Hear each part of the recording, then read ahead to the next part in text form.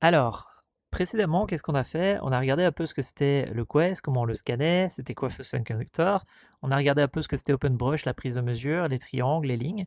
Et ici, moi, ce que je vous propose, c'est d'aller regarder deux trois logiciels de dessin avant d'aller sur l'ordinateur et d'exporter tout ça. Le premier, ici, Gravity Sketch, c'est là que j'adore vraiment fort. Vous allez voir pourquoi. Donc Gravity Sketch, c'est cette petite application mauve, ici, et c'est un truc pour les designers. Voilà, on commence en réalité virtuelle. Alors l'idée ici, c'est qu'on peut jouer en multijoueur, ce qu'on ne va pas faire. On peut apporter des templates, genre des bustes, des corps, des trucs. On peut apprendre, évidemment. Nous, ce qu'on va faire, c'est faire un nouveau sketch. Voilà. On arrive dans un monde de réalité virtuelle. Vous allez me dire, ouais, mais du coup, ça sert à quoi? Parce que nous, on fait de la réalité augmentée. Mais en fait, vous prenez votre main, vous attrapez votre tête et tac, tic, hop, hop, hop, hop, là. Et voilà. Donc là, on est en réalité augmentée. Alors l'idée ici, c'est que cet outil va vous permettre de faire des dessins. Vous voyez ici, hop là, hop là. Et alors ça me fait une petite table de console. Puis ici, on aura un petit joystick. Là, on doit avoir une valve. Voilà, magnifique. Là, on doit avoir des petits boutons. Yop, yop, yop. Et là, on doit avoir un grand écran. Et là, on veut des haut-parleurs. Yop. Voilà. Alors ça, j'aimerais bien que ça fasse un truc genre comme ça.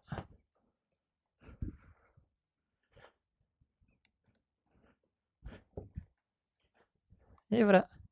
Et j'ai mon magnifique, ma commande d'outil. Tadam! Alors, si ça devait être exactement à cet endroit-là, dans cette pièce-ci, vu ce que vous avez vu dans OpenBrush, faites un petit trait ici. Hop. Faites un petit trait là-bas. Faites un petit trait ici. Et alors, il y a des lignes normalement. Est-ce que j'ai des lignes? Alors, il y a plein d'outils dedans. Il y a des lignes, il y a des points comme ceci. Ah, c'en est une. Ouais, mais ça va pas aller. Ces points-là, par contre, vous allez les mettre, ceux qui aiment bien les courbes de Bézier. Parce que vous voyez, vous pouvez faire des courbes. Et ces courbes-là, en fait, vous allez pouvoir après les éditer. Donc, admettons, elle est là. Attendez, désolé, annuler. Admettons, elle est comme ça, et je me dis, j'aimerais bien la changer un peu. Vous la prenez en main, poussez sur le petit bouton bleu là-bas, et vous allez pouvoir la changer. Voilà. C'est pas beau. Ouh. Donc ce logiciel, si vous êtes game designer, enfin si vous êtes designer, pardon, tout court, c'est le logiciel parfait par excellence. Alors, il y a 2-3 trucs qu'il peut faire qui sont assez sympas. Alors je vais vous montrer mon préféré. Yop, yop, yop. Comment on fait encore pour déplacer ça? Je me souviens plus de comment on fait pour mettre l'axe. Pop, pop, pop.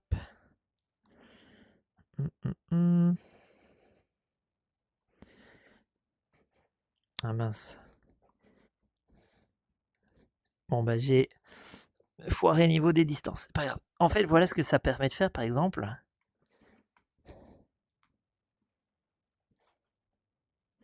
Tada!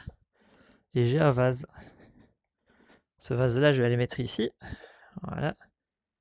Magnifique. J'ai un joli vase. Alors, vous voulez une colonne?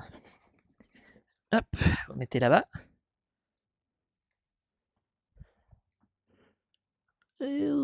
Hop là.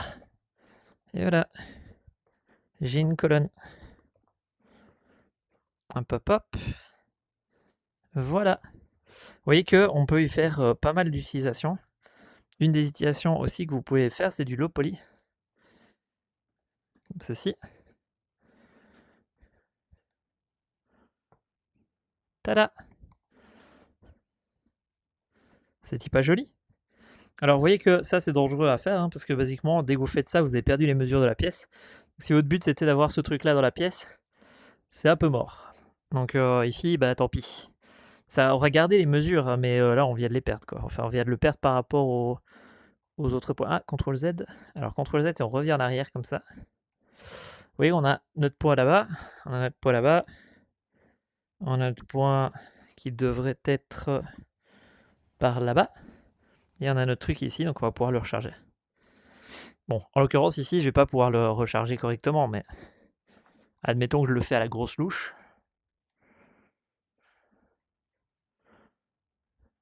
Juste pour le fun. Ça n'a aucun sens de le faire comme ça, mais...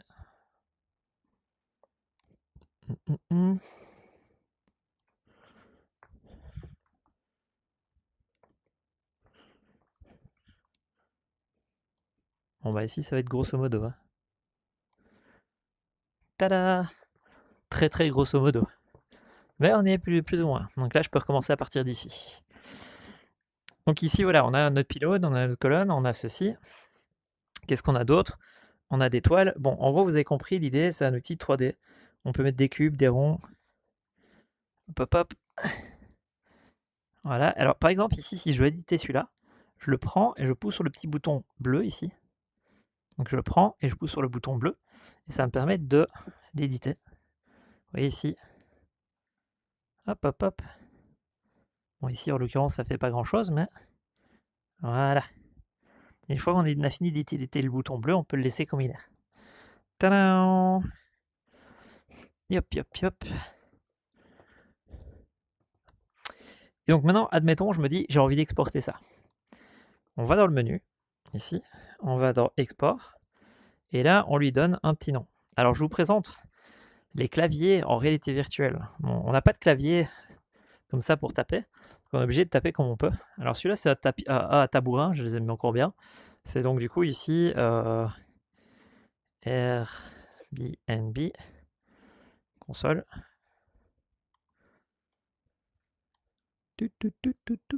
Il tapait sur des tabourets.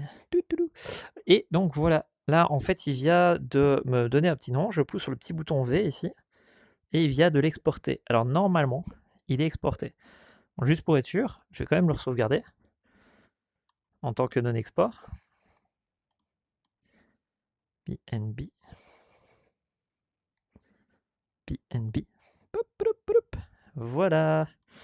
Je l'exporte une deuxième fois juste pour être sûr. Alors, est-ce qu'on peut exporter en FBX? Non, parce que c'est une version... En fait, le FBX, il y a une licence dessus. Et en fait, dans mes souvenirs, sauf si j'en changeais, FBX, il y a une licence, on ne pourra pas. Blender, il n'y était pas à l'époque, donc je regarde si on peut. Sorry, this feature is not available. Sorry. Sorry. Sorry. Sorry. Donc il n'y a vraiment que en OBG que vous pourrez exporter. Il y a des paramètres ici qui vous permettent de dire si c'est des millimètres, quel axe ça, est-ce que c'est l'objet, double size ou des trucs comme ça. Il y a peut-être des trucs que vous pouvez changer, genre si vous voulez du low poly, vous pouvez cliquer sur low ici, et il va essayer de vous l'exporter en low poly. Alors non, il aurait dû le faire, mais je suis pas certain, donc du coup ça me fait un peu... si je vais mettre low, comme ceci, et je vais cliquer. Maintenant il n'y a plus qu'à espérer qu'il ait sauvegardé. Ah non, attends. Create the drawing page, save on the device. Moi c'est sur le device que je veux sauvegarder. New, ça. Take a screenshot, c'est pour prendre des photos. Voilà.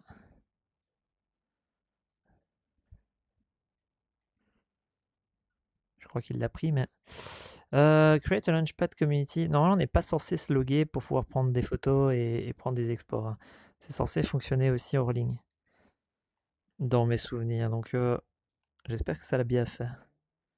Import depuis l'ordinateur. Save sketch. On a ça qui a été sauvegardé. Ça, c'est le save sketch. Référence image, c'est si on veut charger des images. Et moi, je vois pas de dossier export, c'est ça qui m'inquiète un peu. On va aller ici, j'ai envie de lui dire que c'est sur le device.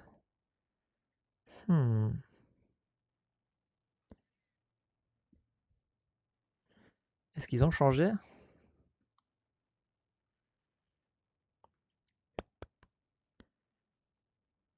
On ira voir ça après la pause. Donc ici, basiquement, je vais me contenter d'avoir ça. De toute façon, on l'a sauvegardé. Et dès qu'on sera sur l'ordinateur, la version SRC Copy, on ira essayer de télécharger tout ça. SRC Copy et SideQuest.